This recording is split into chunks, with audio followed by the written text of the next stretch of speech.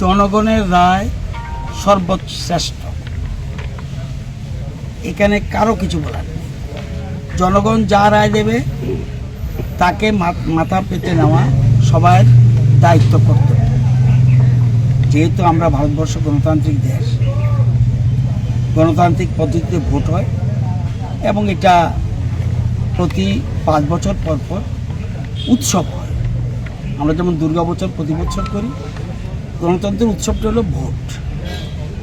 এই ভোট যা রায় দেয় তাকে আমরা যারা রাজনীতি করি তাদের মাথা পেতে নেওয়া উচিত।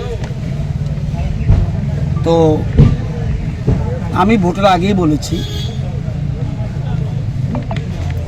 গত 7.5-8 বছরে ভারতীয় জনতা পার্টি রাজ্যে যে উন্নয়ন করেছে, রাস্তাঘাট বলুন, পানীয় জল বলুন, আবাসন বলুন বা অন্যান্য যা যা বলবেন, যদি উন্নয়নের নিরিখে ভোট দেয় তাহলে বিজেপিকে ভোট দিতে হবে। আমাকে বলুন, বিজেপি ছাড়া এই রাজ্যে কেউ কি উন্নয়ন করেছে? বলতে হবে আমাকে।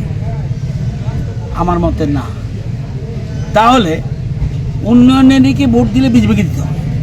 বলে না আমি সেন্টিমেন্টে ভোট দেবো, তাহলে তো অন্যদিকে যাবে, সেটা আমি কিছু করতে পারবো না। তো আমি আগেই বলেছিলাম যে সেন্টিমেন্টের ভোট হলে কী রেজাল্ট হবে আই ডোন্ট নো, কিন্তু উন্নয়নের নিরিখে যদি ভোট দিতে দেয় তাহলে আমাদেরকে ভোট দিতে হবে।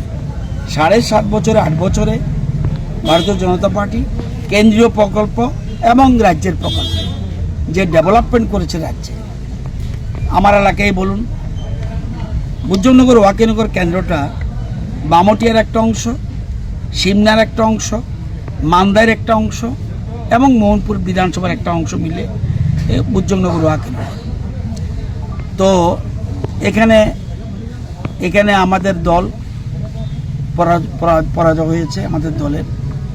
সুতরাং পরাজয়কে স্বীকার করে নিতে হবে, না নিলে এটা বুদ্ধিমানের কাজ নয়। আমি তো ইগু হলেও হবে না, আমার ইগু থাকলেও হবে না, কিন্তু যারাই জিতেছে এবং জনগণের রায় দিয়ে সবাইকে, যারা হেরেছে যারা জিতে সবাইকে আমি ধন্যবাদ দিই। যে ব্যাপক সন্ত্রাস, ব্যাপক ছোটোখাটো ঘটনা হয়েছে ভোটের দিন, কিন্তু ব্যাপক সন্ত্রাস হয়নি। এবং নির্বাচনের পরেও যেন আমরা সবাই মিলে একসাথে থাকতে পারি।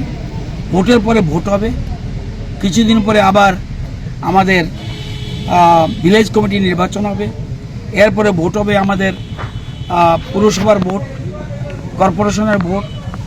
এরকম ধীরে ধীরে প্রত্যেক ভোটই হবে এবং আমরা মেনে নেই।